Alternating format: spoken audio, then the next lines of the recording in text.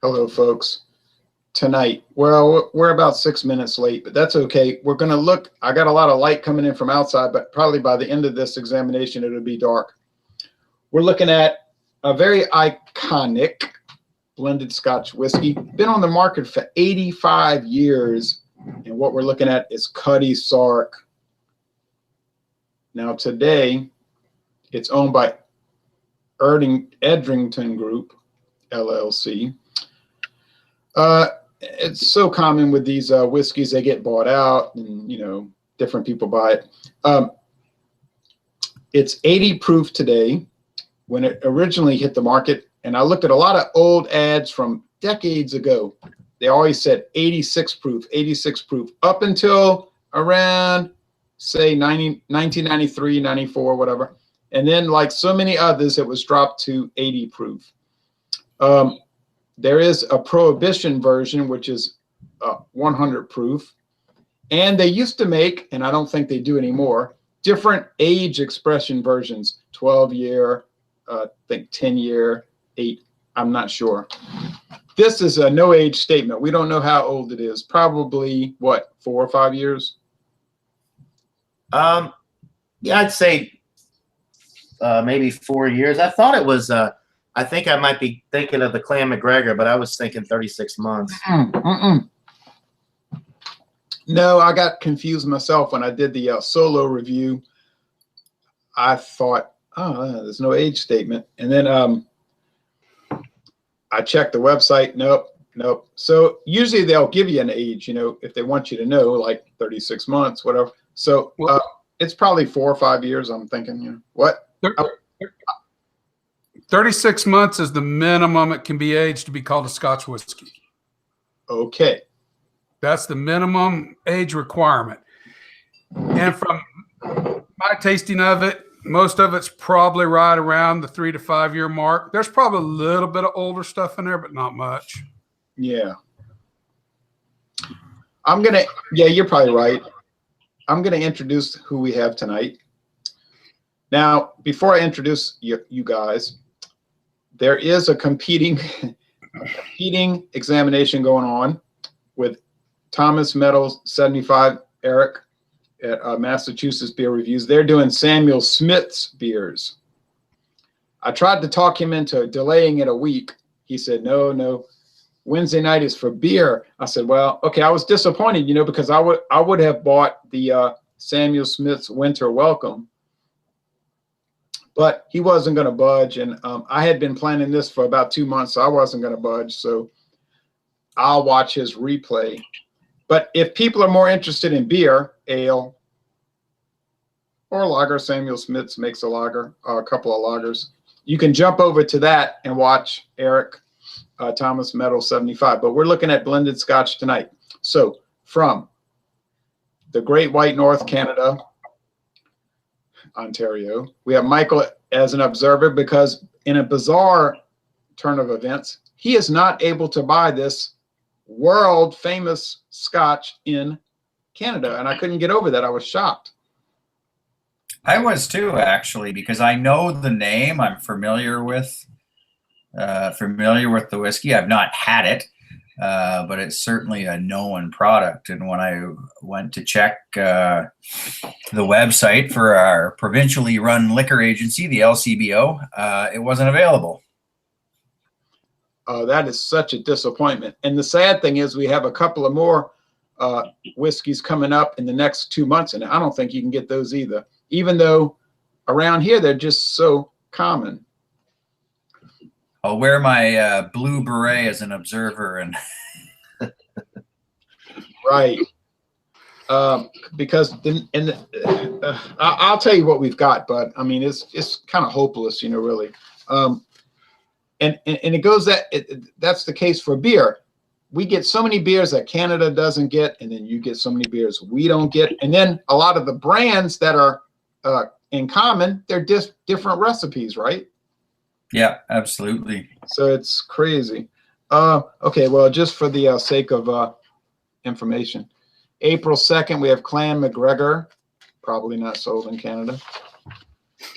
Then May 2nd, And by the way, Clan McGregor's been on the market for probably about 70 years, maybe longer. And Actually, Jay, huh? This is Michael. This is what the Nick bottle or looks Matt? like. Huh? Clan McGregor with an MC or MAC? Mac. Okay. There's a bottle, Michael, right here. If you've ever, that's what it looks like. He'll be able to find out in a few minutes Okay. because he'll I'm just just doing a check quick that search here. LCGO. Now, May 2nd, we have 100 Pipers, Seagrams. In some countries, it's sold as Seagrams 100 Pipers.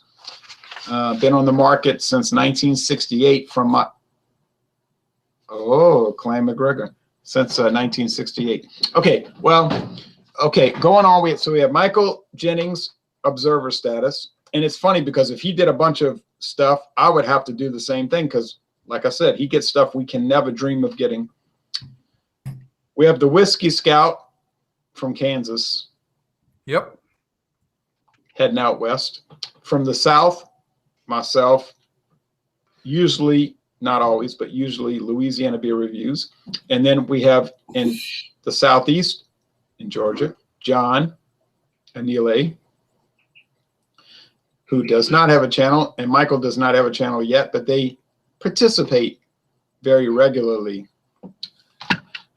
Now, so I'll tell you very quickly, my experience with Cutty Sark is practically nothing. I tried it about 5 days ago. I was pleased with it, wasn't overwhelmed with it, pleased, and that's it. I've had about 3 ounces, maybe 4 in my entire life. This will be the second sampling. So we'll go to John, and then not Michael, because you said you can't even get it. So of course you've never had it, although you're familiar with the name. And then we'll go to the Whiskey Scout, and I watched your video, by the way. So John Anile, go. Yeah, well, I have very limited experience with it as well. If you can see my bottle, this is my first bottle of it. Then I've gotten into it a little bit, but that's about it. So I haven't had much more than you, Ron. But so very limited experience. I've known about it a lot longer, you know, and then I just decided to get into it recently. But if anybody's ever seen the movie Goodfellas, you might have heard of it. And Jay, you mentioned this in one of your videos where Joe Pesci's character's talking to Spider, and he's, you know, give me a Cutty and water. It's a famous line of a very famous movie. So very popular and well renowned in the United States anyway. I don't know about Canada and other places, but Michael, just the fact that you've heard of it is pretty impressive. That it's obviously got a name going for it. Yeah, I was when I first saw that movie, might have been 1991. He said, you know, Spider, bring me a Cutty and water. And I remember watching that, and you know, it doesn't phase you, like you don't think about it. But I knew what that was, you know, Cutty, famous Scotch. So, you know, it's like saying, bring me a Jack Daniels in water, or bring me Jim Beam in water, or Martini and Rossi. Like, you don't think about it because it's so common, right? Yeah. So I guess growing up, you go to every wedding, you go to somebody's house, they have a liquor bar, you just see it, that yellow and green and black and white label. And they have changed it many times over the years, but one good thing about the website is they have a little gallery showing all the bottle designs over the 85 years. So that's very nice to look at. And their website is very impressive. I've actually got it pulled up. I was looking at it earlier. It's very visually stunning. They do a good job with it. Yeah, and they give really good tasting notes and a description. They don't give everything we want to know, like the age, but it's still pretty good. Now, the Whiskey Scout, what is your experience with it? This is probably my second bottle, but it's only my second bottle as in recently. The other bottle I had was probably in the late 80s. And that's been a long time ago. Wow. And I bought this bottle to do the test with because I thought I'd start doing more with blends, inexpensive blends. And this was a good inexpensive blend, plentifully I can't even say the word. but it's very available. Plentifully available. There you go. I got tongue tied, but it's named after a ship, but the ship was named after Robert Burns' poem Tam O'Shanter. That's where the Cutty Sark term comes from. I know that much, but yeah, it's a basic whiskey. I mean, I don't know. It's nothing, like you said, it's not going to win you over. It's not going to wow you. But if you want just a good basic Scotch, it's going to give you all the Scotch flavors you're looking for, but it's just not very rich or very, very captivating, I guess is a word. It's just not, as I've tried it, it's not gotten any better. Well, I believe you were talking about this on your solo video, but you mentioned, I don't know, you had seen some literature, and maybe it's on the website even, but it's kind of like Canadian Mist or one of those products that was actually created more to be a mixer. yes, And Yeah. right, neat. Yeah, I believe that. yeah. They even say that on the website. And Yeah. what was I going to say?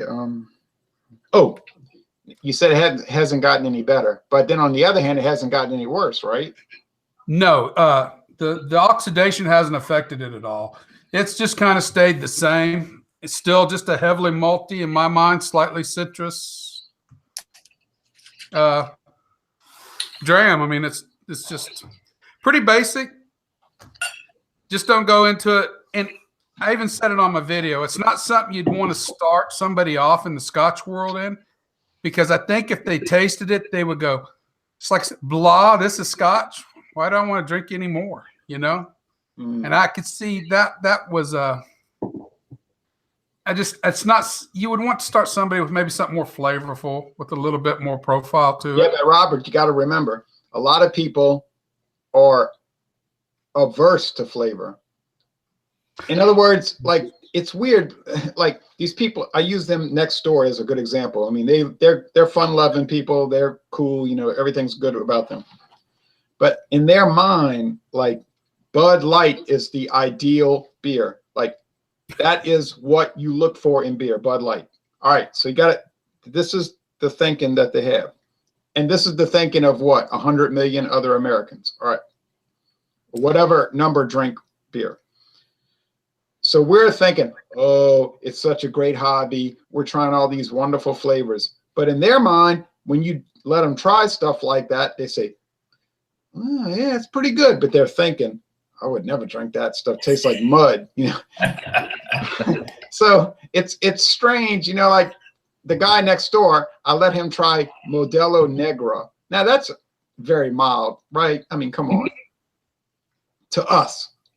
And I'm not saying we're some kind of like erudite, exalted elders, but, you know, hobbyists are not the same as everyday drinkers. Okay. I went over there one day. I said, Jerry, you want to try? He was still working on his house because they did some major renovation. I said, Jerry, you want to try this Negro Modelo? Oh, boy, what's that? Well, he just was like, this was like I brought over some kind of like Indiana Jones and the Temple of Doom, you know? So I said, he said, ooh, it looks like it's going to be so strong. I said, Jerry, that stuff's not strong, you know? So he tasted it, and he was trying to be nice. Oh, yeah, it's really got some different whatever he said. But you can read people's body language, and I'm thinking to myself, he would never buy this, you know? Like he might finish it after I leave, but there's a pretty good chance he'll dump it out. So he humored me, but the point I'm trying to make is for something that we're thinking don't introduce it to people because they're going to find it dull. I don't know. Your Bud Light drinker might find it really nice, you know? I find that with Scotch whiskey, most people, when they try it, they kind of pull back a bit, and it's kind of an acquired taste. You know, if I were to start someone off, I would probably start them off with something like Glenfiddich. It's a decent single malt, and then tell them to go explore from there, whether it's blendeds or other single malts. But I find initially they have to be open-minded to the flavor and to the fact that it's something that they've never had before. Yeah. They will kind of first taste different. And there's some people that find it revolting. Right. True. I don't think that's fair, but it's just how they interpret it. Yeah. I do agree that it's an acquired taste, just Scotch in general.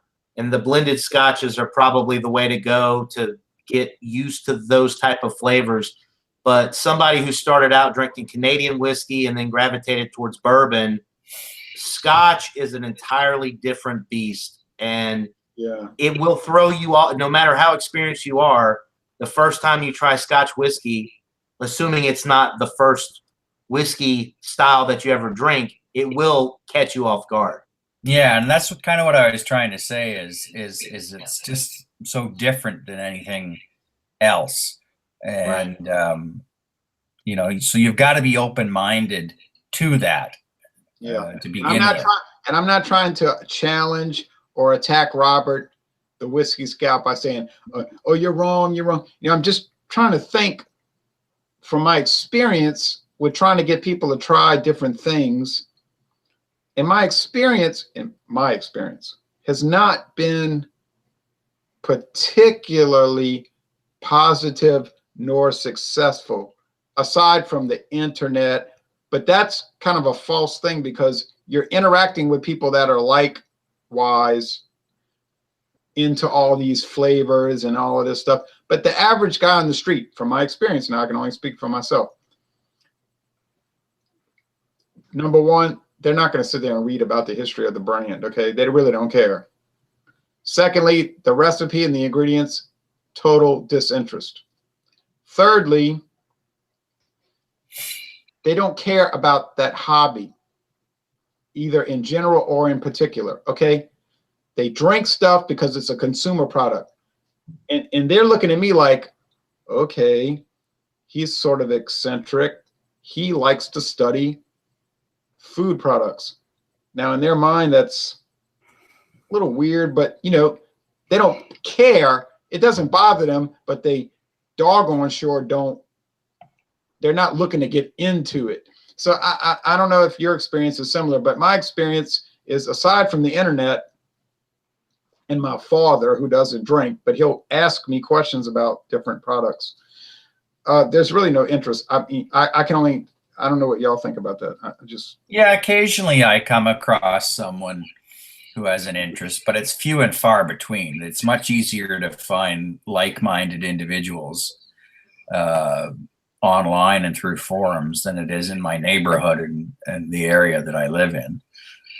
Right. Yeah, I agree with that as well. That's one of the reasons I like to do this, because most of the people that I interact with on a daily basis don't really give a crap about about a lot of this stuff. So, yeah, you know, they're your typical Bud Light drinkers and your you know, your Jack Daniels highball type people. They don't like to really challenge their palates or drink products neat. They like the mixer type cocktail people, I guess. Correct. I'll say with Scotch, though, when I first tried it 25 odd years ago, I didn't really care for it, but I was bound and determined that I was going to learn to like it because my father and his friends liked it. And so I kept coming back to it. And it was only over a time that I acquired a taste. And that's why I say I think it can be an acquired taste. I love all different kinds of Scotch, single malts, blended, you know, but it took me a while to get there. Yeah. Same way. And when I was in the Army over in Europe, I'd go down to the NCO club, and a guy from New Hampshire used to buy me Johnny Walker Black or Red, whichever they had. I would drink it, and I would just say to myself, well, it's all right, but I'd rather have Wild Turkey 101. For years, that's all I really ever drank. And but about 20 years ago or so, I tried a Dewar's White Label, and I drank that. I have some upstairs.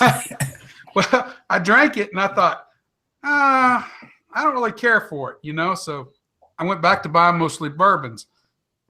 And that's where I draw upon this reminds me in some ways of that tasting of Dewar's, because it wasn't until about 4 years ago I went to a party, a Christmas party, and they had they had several scotches there.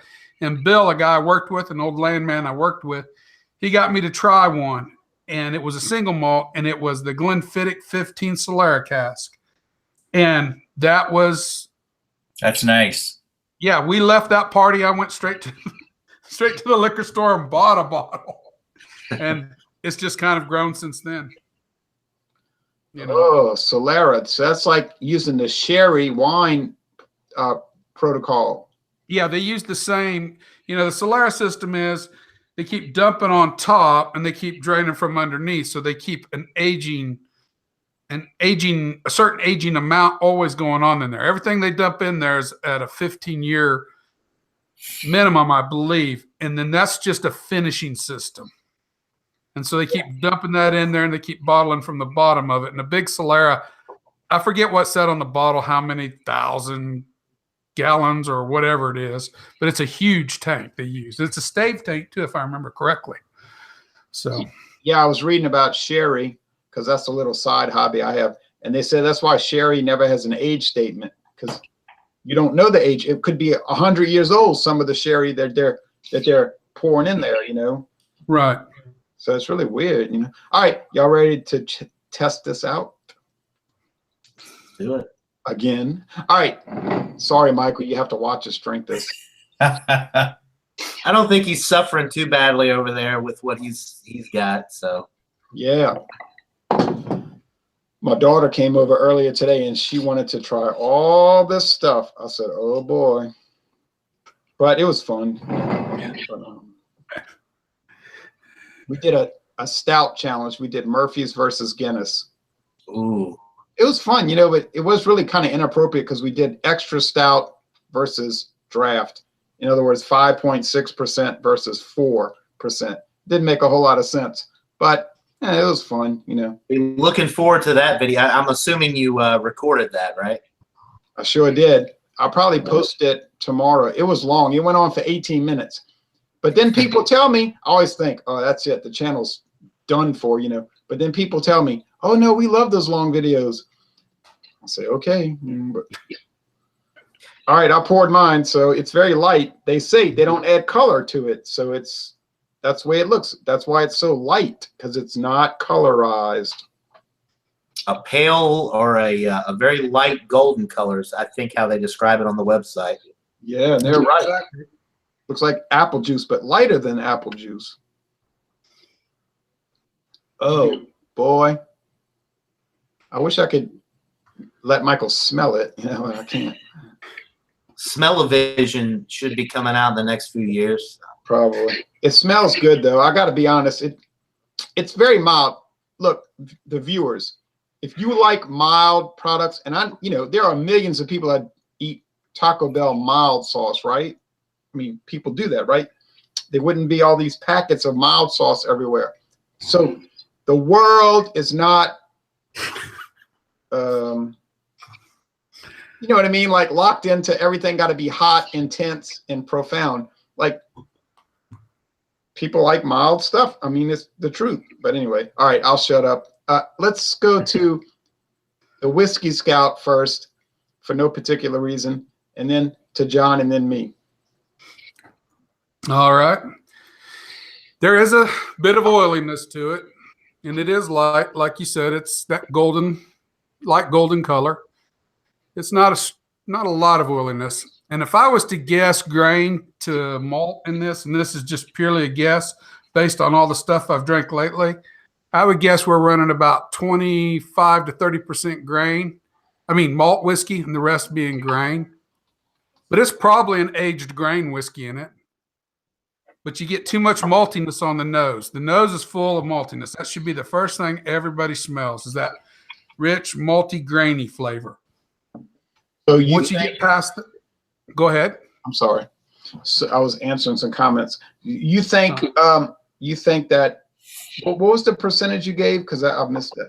I'm going to guess, and this is a pure speculation, about 25 to 30% of this is single malt. Mm.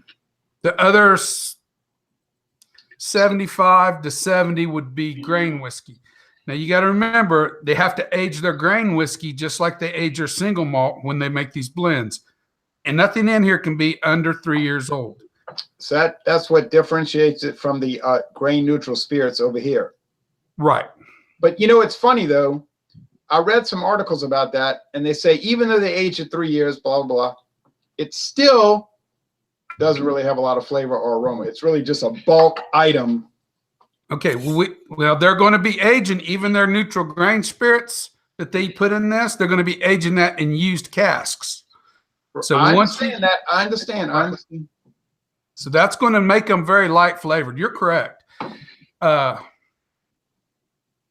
Okay. like I said, the maltiness, this is going to be mostly Highland. It smells more Highland than anything to me. I get no smoke on it at all, so I don't think there's any Islay in it. And maybe just a little from the sweetness, maybe Speyside from a slight fruitiness. But I don't really get a rich fruitiness at all. How do I want to say this? There's not an overwhelming amount of fruitiness to it. It's very light. Mostly grain and citrus. I get a citrus background in this. I've gotten it throughout every testing. And I get a certain industrial character to it. And I know that's not a bad thing. Don't interpret that necessarily as a bad thing. But I think it has to do with it being this is a very mass produced. And they're probably, depending on what, I don't know. I just get a very industrial note to it. And that goes along with the alcohol because I do get a alcohol content as well in this. You get a little alcohol burn with this. So, I mean, No, that's my take on it, nose and palate. I mean, there's no probably about it. You know, this is a mass-produced item if there ever was one. I mean, it's one of the top-selling Scotch whiskeys on the planet. They ain't making this in no small batch in a back room somewhere. and that I think that yields sort of that alcohol citrus note that I get, and that industrial side of that just kind of yields an industrial note to me. Okay. What about you, John? Well, I agree with everything that you said, Robert. I do get a little peatiness, or what I interpret as peatiness, just because there's something there with the Scotch whiskeys, blended single malt, doesn't really matter, that you just don't get with bourbon whiskey. That kind of takes a front seat to the sweetness that you get with the bourbon whiskeys as a comparison. So I get a little bit of, I definitely get some malt. There's definitely some sweetness in the aroma. And once you get through that little bit of smokiness, you get a lot more of the sweetness. I definitely see where you might pick up on some citrus notes. They're very subtle though. The citrus, I've had a hard time trying to pick out citrus in the aroma. The citrus comes through more on the palate for me than in the aroma. But it's a very mild, a very pleasant aroma. It's one of those that just, I don't think it would really offend anybody.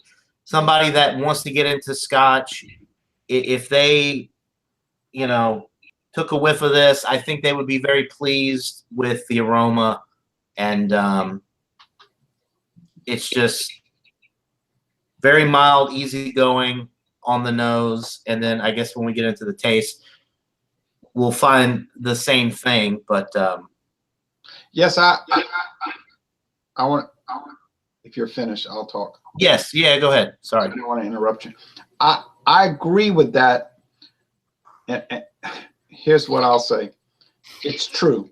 Somebody's not used to drinking Scotch. Like the Whiskey Scout says, he's not too sure about this because they might think Scotch is so bland and it wouldn't interest them. But I'm always thinking, I don't know, most people are funny about taste. So yeah, I wouldn't say that this is a bland product. I mean, maybe No, I haven't had a lot of the single malts or anything like that, so this is what I'm going by. But from my experience, this has got some good stuff going for it no. in the nose. What I'm trying to say is, you could tell them, look, here's a Scotch. You know, it's very common. You don't even have to get into the whole thing about blended single malt. They're not going to know what you're talking about anyway. You just say, look, now this one here is kind of mild. There's a lot more intense Scotches, but let's start with this one. It's very mild, low profile. And they may or may not like it, you know, but it's not going to throw them back, and they're not going to say, oh, what's this? You know, so it'd be kind of like if you're trying to get somebody into North American whiskey.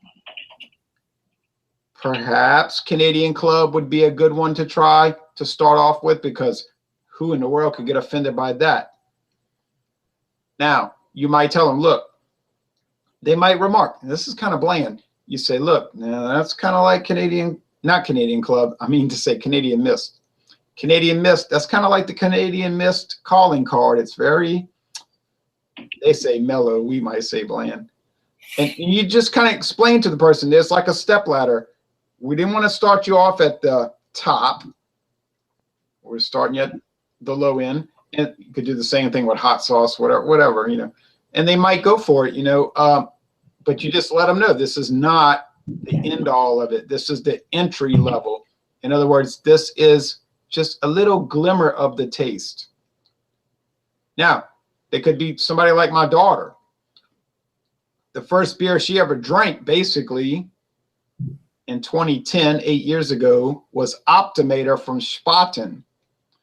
And she was like, oh, yeah, this is good. And I'm like, wow, I know a lot of men that would gag on that. So I thought this is showing a lot of promise, you know, because she was drinking Spaten Optimator draft and just guzzling it at a Volksfest at Deutsches Haus. So I thought there's hope. And then, of course, but that was she was a little unusual, because most people just do not go for that kind of stuff. Well, she liked the one of her favorite malt liquors, if I recall correctly, was the Still Reserve Triple Export, which most people find Repulsive. to be repulsive. Yeah. So yeah. So, but she's kind of like an oddball in that. So most people would hate Optimator, you know, never drink beer again the rest of their life. So this could be a good one, but I don't want to keep harping on that. Okay, I wore that out. Okay, we got it. People are like, we got that. Okay, all right. The aroma, there is peat, definite peat, moss, whatever you want to call it. I sucked a little in my nose on accident, but maybe that's a good thing. Smokiness, nah, there's some, but it's so minimal.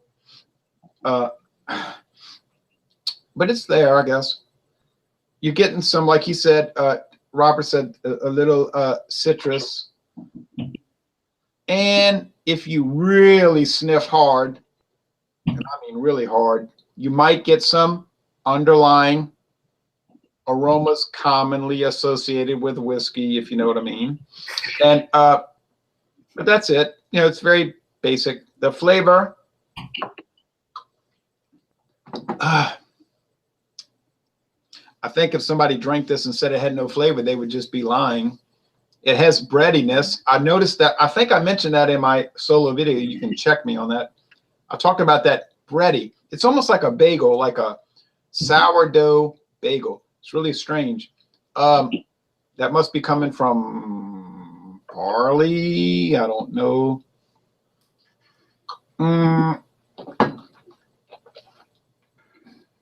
There's the peat, which is that earthiness. Yes. I explained to somebody, it's like compost. They said, right, compost. It doesn't sound appealing, but it is. And then, or you don't want to say dirt, you know, but some very, very, very, very mild whiskey flavor. The body is so light. I mean, it's just so light. It's like a communion wafer at a Lutheran church. And the finish, but you know I'm right? And the finish is so mellow. It just tails off, kind of like that drum castle. It just tails off. It doesn't linger like where it's gross, and it doesn't drop off. It just tails off. Everything about this Scotch whiskey to me says mild, mild, mild. And you know what else is saying? I am a blender. I am a blending whiskey. Oh, well, I don't do that. That's not my gag. That's not my gig. I don't do mixed drinks, so I got to look at it that way. I'm actually drinking it in a way it was not created to be drunk. But anyway, I like it. Oh well. What do y'all think? You two guys. Robert, you go ahead. As far as like, do you like it? Would you buy it again? That kind of stuff. Well, okay. No, I probably will finish this one, and unless it's for some other a situation like this, I won't buy it again. You are right. There is an earthy. I do get that earthy, deep vegetable, rooty, earthy flavor, and it's in their background. The bread I associate the bread with the maltiness. When you got maltiness on the nose, that malty, grainy flavor, and the maltiness is a deeper flavor to my nose palate. Your grains will come up front. Sometimes, especially on like corn whiskeys, you really get that corn. Yeah. But when you go to Scotch, when they start malting it, it changes the complexity and it creates more. I can't think of the word, not esters, but maybe it is esters that bring forward a more bread character. So, but to me, the palate and the nose follow each other on this one. This one's not overly complicated. And like you, I can't speak to blending.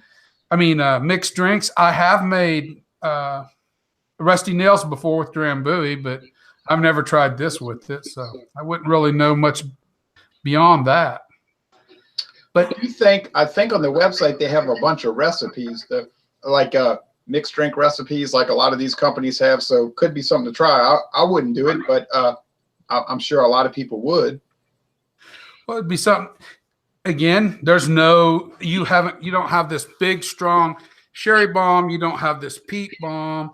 You don't have this.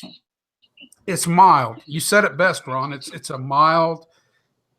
The palate follows the nose. You're going to get the grains. You're going to get the earthiness.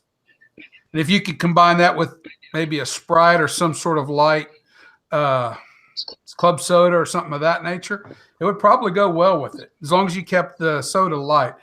I think you would hide it if you dumped it in, let's say, a Coke or something of that nature. Yeah. So, what about you, John and Neil?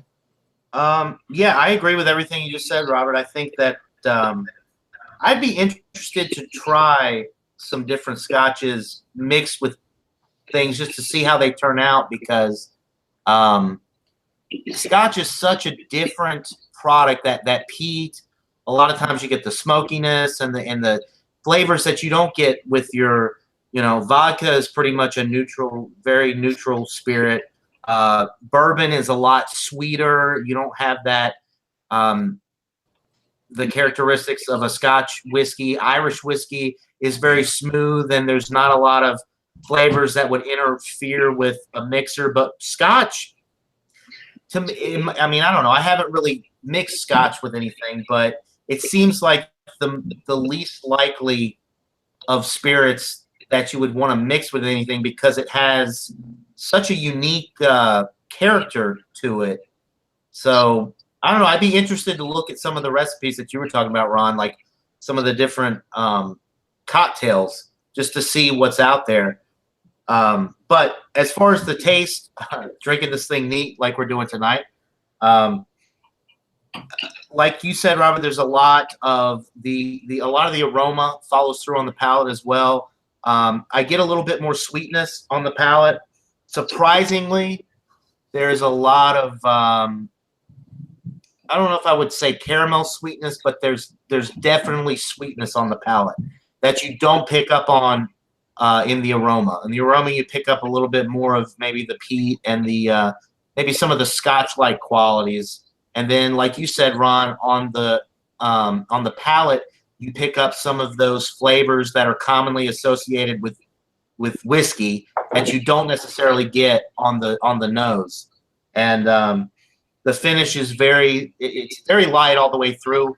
It finishes very clean, crisp, and it definitely makes you want to go in for another sip.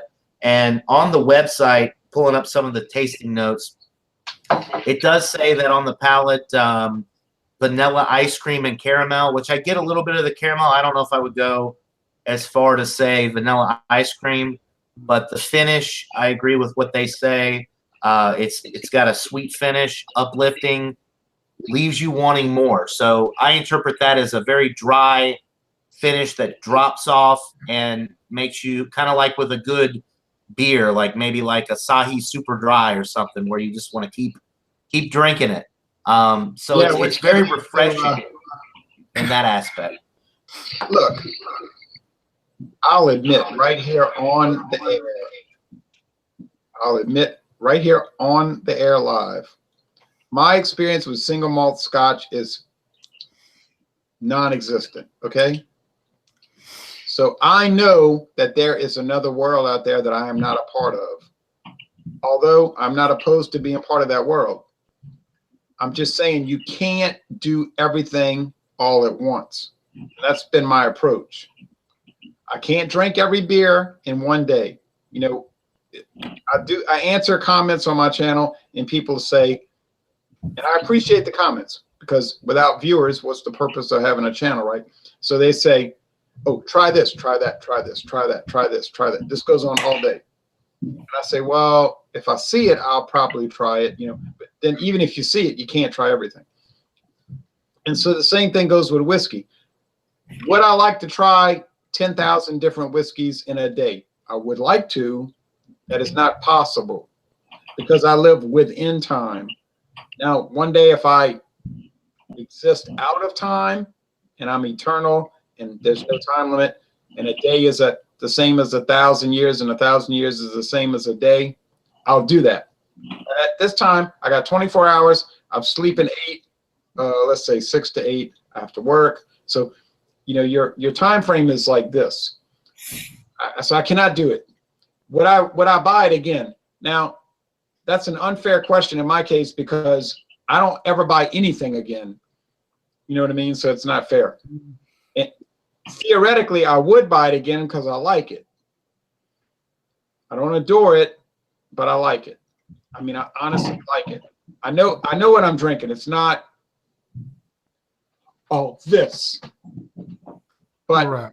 It's sort of like I went and I ate a Taco Bell Grande today at Taco Bell. I did like it. Now, some people say, you idiot, that's not real Mexican food. I understand that, and I knew that when I bought it. I knew what a Taco Bell Grande was. I didn't need somebody to sit down and talk to me about it. I understand what Cutty Sark is, but it has a really nice looking bottle. I love the embossed little compass rose on the back. I love the design. It's a sharp looking label. I mean, it looks nice.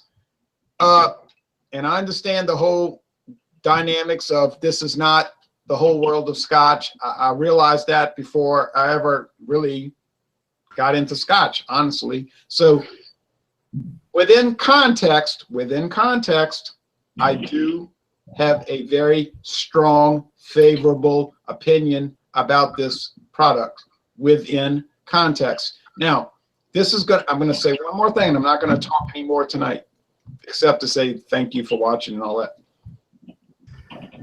I'm going to say this, and this is going to cause a lot of people to want to physically attack me, and I'm sorry. But I thought this a week ago, and I think it now. When I drink this Scotch whiskey, to a very large extent, it tastes a lot like American blended whiskey, because what I mean by that is there's a bulk, 80%, it's sort of like a half globe of just filler. There's nothing there but just a bulk. The flavors come from this 20% periphery. And what I mean by these blended, there's no depth of flavor. There's flavor, but it's all on the outside. If I drink a Beams 8-star, I can go get a Beams 8-star right now, but that would not be a smart decision at this time. But But with that kind of product, the flavor is all in the periphery, if that makes any sense. So that's what I mean by that. There's a relationship there. So I like it. I don't adore it. I'm not like caught up in it, but I'm looking at it within that. I would love to try the Prohibition, that 100 proof, but I hadn't seen it. So anyway, that's it. I would buy it theoretically, but in reality, I'll probably never buy it again. That's it. I'm done. On that note, I have to hop off. All right, Michael. Well, one day we'll get a Scotch that you can actually get. Great discussion tonight. Good to see you all. Thanks. I really appreciate you Nice to meet joining. you. All right. Talk to you later. Thanks. Take care. Good night. Good night. Do y'all think there's some validity in that little rant and rave I did? Yeah, there is. There is. It's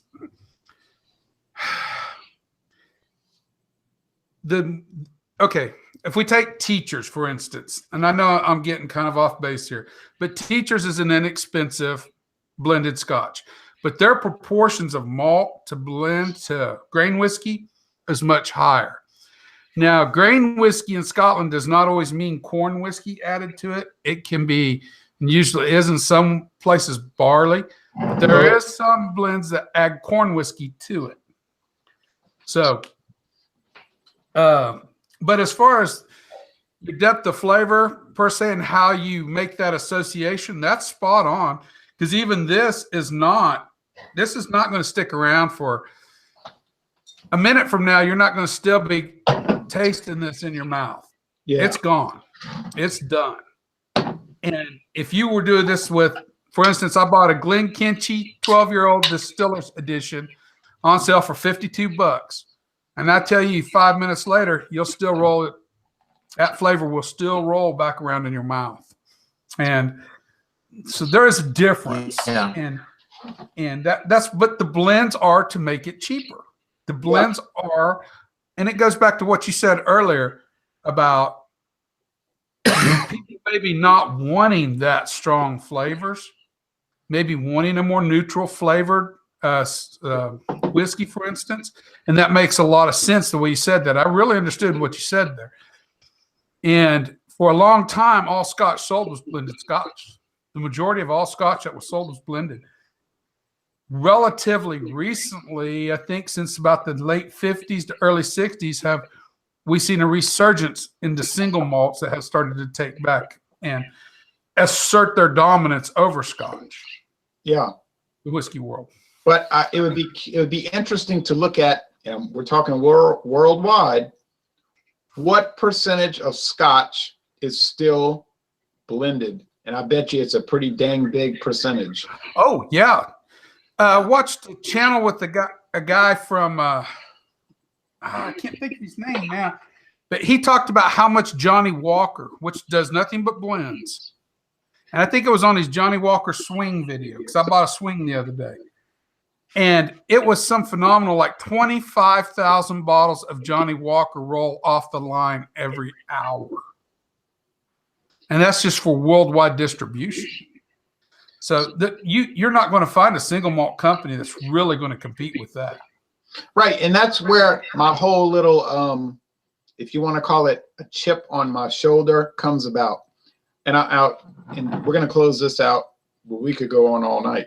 But here's a beer, Natural Light. People say, oh, Lord. But I brought this up for a reason. First of all, I'm thirsty. Secondly, no, I'm bringing this up for a reason. Okay. I read a lot of forums and I look at a lot of comments people make. I don't usually say anything. I just look. I don't say anything. People say, you're a lurker. Okay. No, I'm a researcher. So I'll look at what people say. And I see comments people make like, these are actual comments. No one drinks blended Scotch anymore. I'm like, no one. Now I know the person's not speaking in a literal sense, but let's take that figuratively.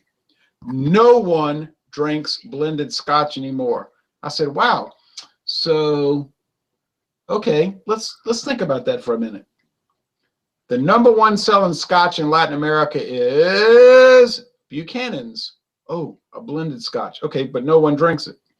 The #1 Scotch in India is 100 Pipers and like this kind of stuff, Cutty Sark, but no one drinks it. The #1 Scotch in China and Korea and Japan is a blended Scotch, but no one drinks it. So when people make those kind of statements, I can't get over it. I'm like, what are you talking about? No one drinks it. And like people tell me, no one drinks Budweiser anymore. No one drinks Budweiser, but it's the #1 selling beer on the planet Earth, but no one drinks it.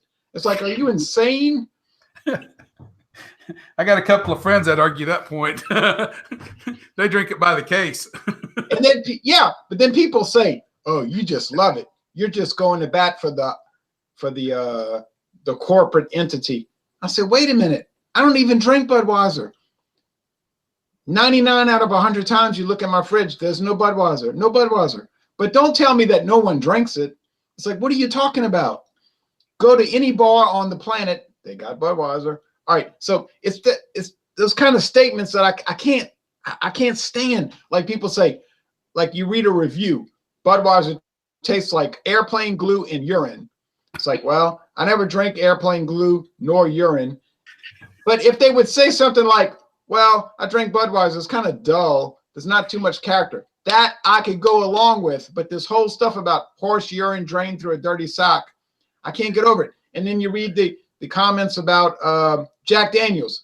You know, that's like a crucifix to a vampire, Jack Daniels, you know, in the whiskey world. People say, Jack Daniels, that tastes like radioactive isotopes. I'd rather be tortured by Iraqi jihadists than drink Jack Daniels. I'm like, what are you talking about? Jack Daniels isn't like the greatest thing, but don't sit there and tell me it's like garbage. You know, I don't know. I could, don't get me started. All right, I'm gonna shut up.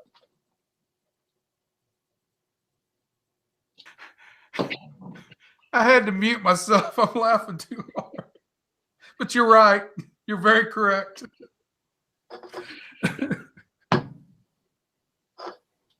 Oh, I'm sorry. That's the whole reason I started this channel. Closing Cutty Sark. Wait, you're breaking up. You're breaking up just like all, you know. Yeah, you know what? You're right. Though people make those like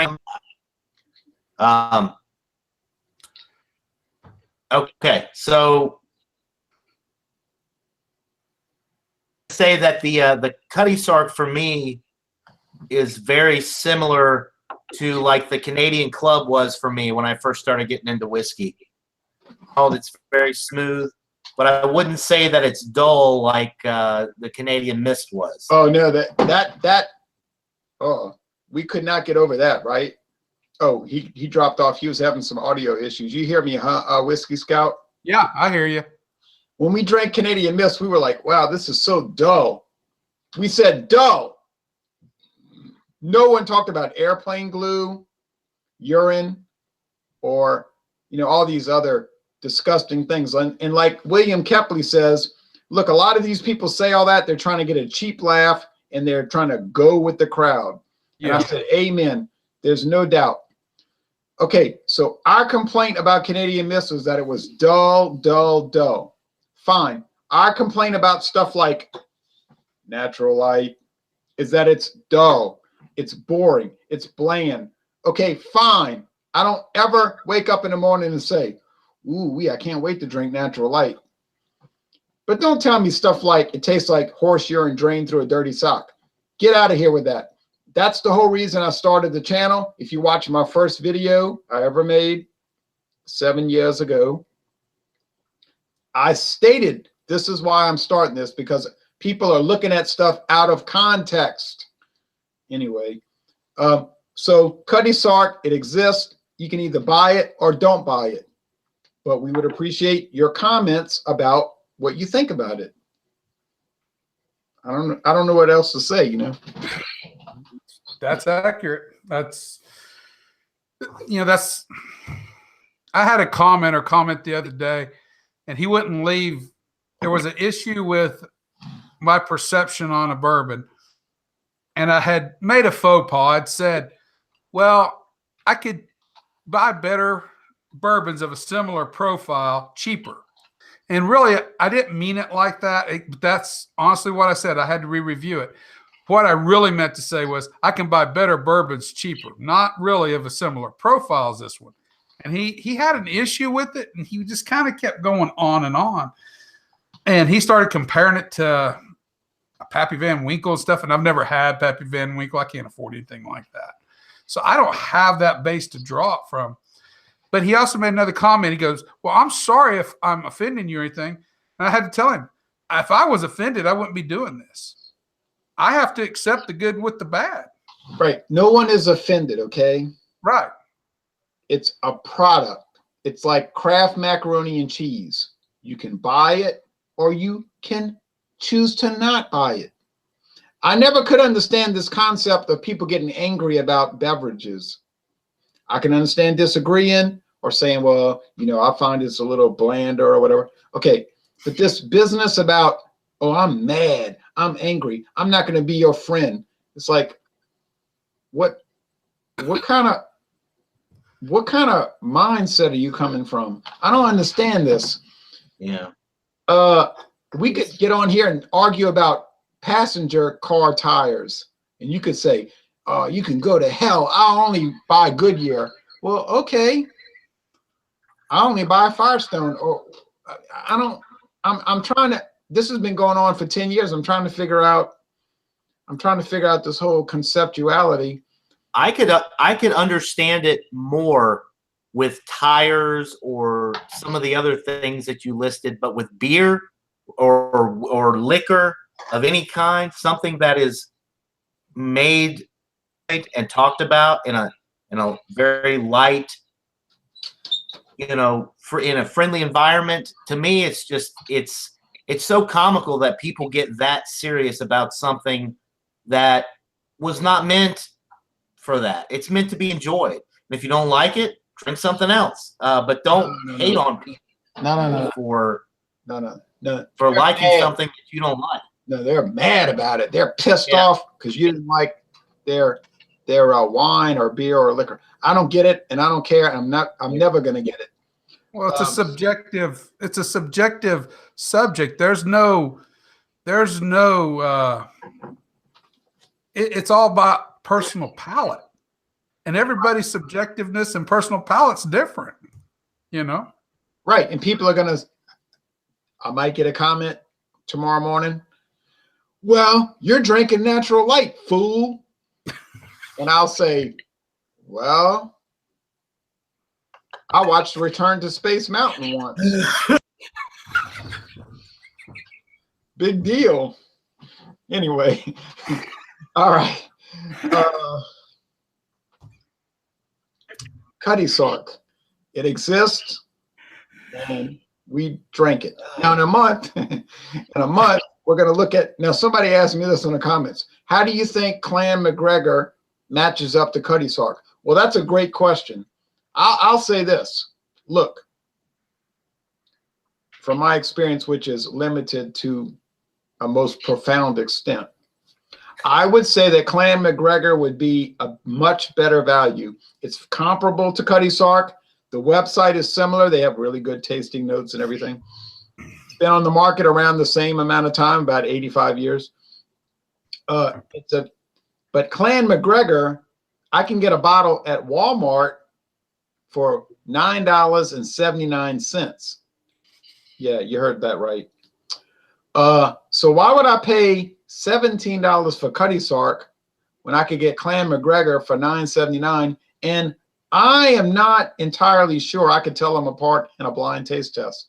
More than likely, I would not be able to tell them apart very successfully. So there are some really great values, and I know John's shaking his head like, right, out there in these blended Scotch whiskeys. Same thing goes with bourbon, or blended whiskey. So I would say Clan McGregor is a winner, but we'll look at that on April 2nd. So that's the schedule coming up, April 2nd. Clan McGregor, been on the market for a long, long time. They got tens of thousands of alcoholics every day that swear by it. Just kidding. But actually, they actually probably do. But and just very discerning drinkers. You understand? Hobbyists and erudite exemplifications of tasting. Anyway, all right. So, any last thoughts? My final thought is Cutty Sark. Well, I'd get it. I'd try it. I did it. Good introduction to Scotch if you're new to it. In my personal opinion, I think it would be an easy first Scotch to try because it's very light and mild. Amen. Whiskey Scout. We'll run with what you guys said. It's about the same. I mean, it's just a neutral, not neutral, but it's just a very plain, simple Scotch, blended Scotch flavor. You're not going to get nothing that's off-putting at all. I mean, it's just gives you all the basic flavors, and it just leaves you there. Like William Kepley would say, it's like a football team that's 8-8. There you go. There you go. You'll go to the game, but you have no idea that anything impressive is going to occur. But it'll be something to go see. They're not like 2-14. Yeah, there's a chance. There's a chance they might get a wild card, but more than likely they won't. But your uncle gave you a ticket, so you went. You know. All right. So anyway, thanks, folks, for watching this video production. Y'all take care.